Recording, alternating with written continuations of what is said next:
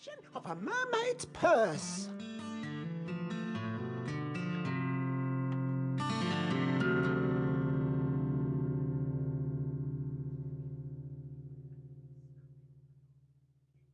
A mullet, a kipper, and a winkle were all standing in the dock, accused of multifarious felony that created quite a shock. The prosecution counsel, the earnest Mr. Place, stood up with great authority and thus outlined the case. My lord, it is a total disgrace. A mullet with a mallet to bludgeon a gudgeon teamed up with a kipper who'd worked as a dipper. And the third of this trio of reprobates is a winkle with previous for stealing from skates and nicking the shells from some barnacle mates. The result? Some homeless invertebrates. The judge nodded sorrowfully as the clerk she wrote it down. There was a murmur from the jury, and the shrimps began to frown. The winkle gave her evidence, outlining her part in the said offence.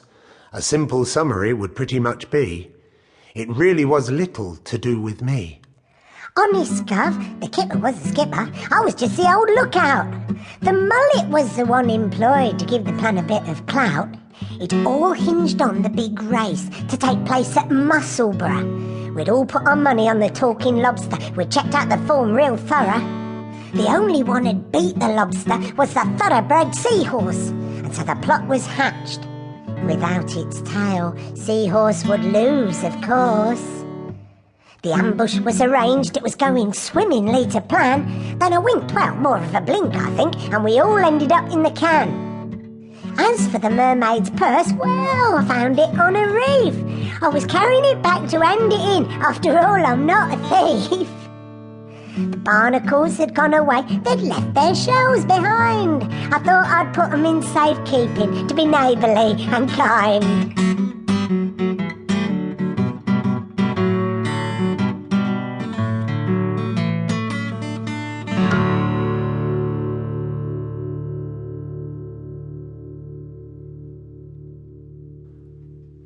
So that's the way it happened, if we accept the winkle's claim. Maybe a little wink's a winkle? Is that how the winkle got its name? We've heard the winkle's story. Do we accept her version of the truth? Or is it just a half-baked, cooked-up red herring? Will it be backed up by some proof?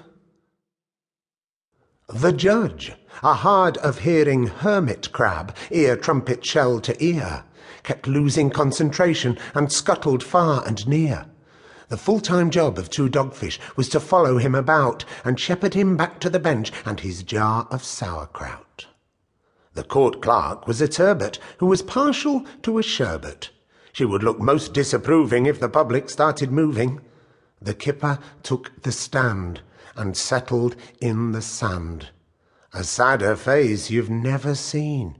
It was enough to make your gills turn green.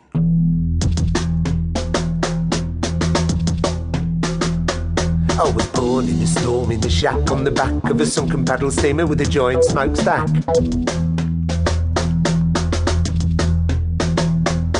My mother had to graft from morning till night for a pitiful wage and appalling light in the dark insides of the rusting hulk, packing bladder-racking sacks to be sold in bulk. Soon after I was born, my mother died.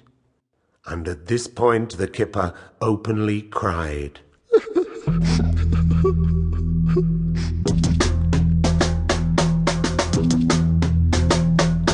The owner of the premises kicked me out. I was alone in the ocean, I just wandered about until at last I found somewhere to doss in a dull gingy dive owned by the boss of a disreputable business called First Loves, which made scabbards for swordfish and fish finger gloves.